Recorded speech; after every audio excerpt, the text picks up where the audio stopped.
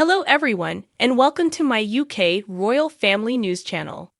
I hope everyone is having a wonderful day. Before we begin, please hit the subscribe button and give this video a thumbs up. John finds Brady pressing Rachel's things to take her to Kristen's for good. Brady blusters about how out of line this everything is. John uncovers he realizes Brady purchased a vehicle online with an out-of-state library, so he can whisk his little girl away under the front of haziness. Brady attempts to deny it. However, John makes sense of his Wi-Fi is so cutting edge it sends him already when there's strange, web-based action inside the condo. What's more, having a vehicle delivered from Texas to Salem orders. He cautions that Kristen's limitless assets will compel him generally to be investigating his shoulder. It's no life for a young lady, and the day will come when Rachel will loathe him for it. Brady realizes it will be testing. Yet he can't allow Kristen to turn Rachel against them. John urges him to remain and battle. In the demure front room, EJ joyfully tells Kristen he and Nicole are locked in. Kristen says it doesn't compare to her news. Rachel is coming to live with her for good. EJ compliments her since he knows that it is so excruciating to be isolated from your kid. I wouldn't wish it on my most exceedingly terrible adversary, he says. Then, at that point, revises himself. In reality, I would. I just wouldn't wish it on my own sister. He's additionally more than happy she beat that unctuous knave unexpectedly. Stephanie and Alex catch each other in their loft corridor. At the point when she attempts to take part in casual conversation, he blazes to Chad, requesting him away from her. Alex clears out. Stephanie enters her condo to find Chad with the children, who made cards for their cousin Rachel. They're having a sleepover on the principal night in her new house.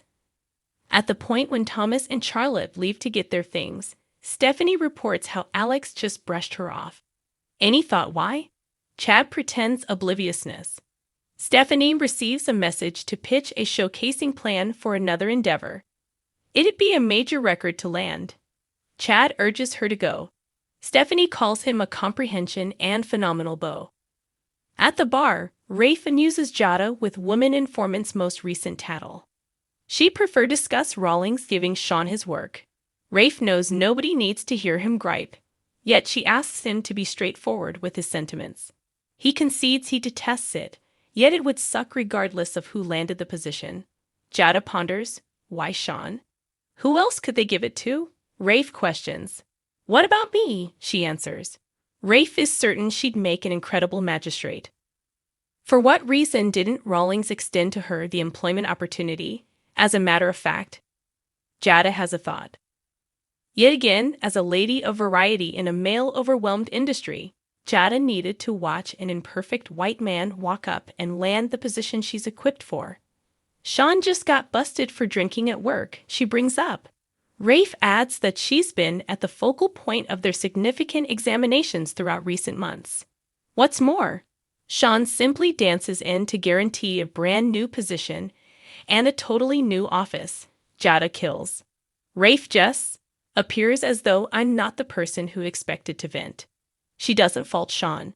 However, he was at the perfect locations brilliantly with the right complexion. In his new office, Sean makes sense of for a shocked beauty he's the magistrate now. In view of her response, he inquires as to whether she figures he ought to have left. She has doubts about him taking this on the grounds that he's actually striving over what occurred with Beau. He fears he'll begin drinking again as well. Yet perhaps this challenge is what he really wants to recuperate and begin putting stock in himself once more. She puts stock in him more than any other person. If he has any desire to do this, he'll be the best Chief Brady there at any point was. Sean embraces her. Beauty's grin blurs, and she looks off, concerned. At the point when Chad carries the children to the Demera Manor, Kristen takes them to Rachel's space to show them the new bunk beds. Chad educates EJ he accepted his recommendation regarding Alex, and it's paying off. He could do without keeping things from Stephanie, however soon. Alex will be out of their lives, and she'll scarcely realize he's gone. EJ conceitedly assumes praise for it. Kristen returns, calling them simpletons. She anticipated this from EJ. However, she thought Chad was more astute than this. EJ can't see who she's offending more. Chad focuses at his sibling. Kristen affirms. She considers what happens when Alex tells Stephanie he requested him to ease off. Chad says they have a refined man's understanding. Kristen sneers.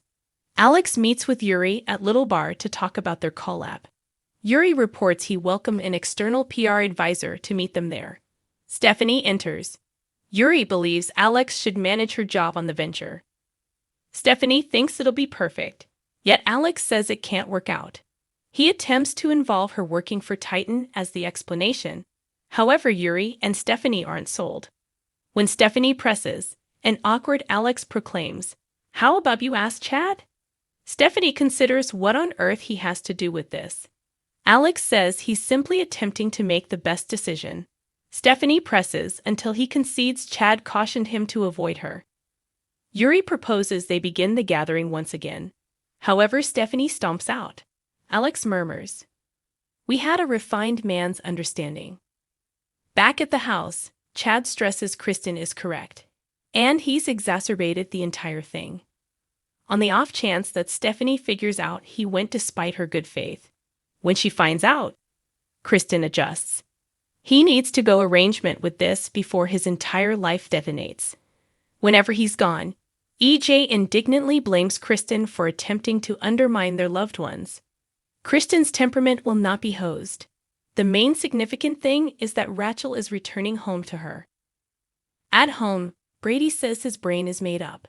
He tells John he cherishes him and leaves with Rachel's bags. At the bar, Jada tells Rafe she's finished venting. Yet she can't really accept that she needs to work for his alcoholic father in a state of extreme lethargy. Beauty and Sean approach their table. Jada powers a grin. "Hello there, Chief." She is sorry, yet he says he is the person who ought to apologize.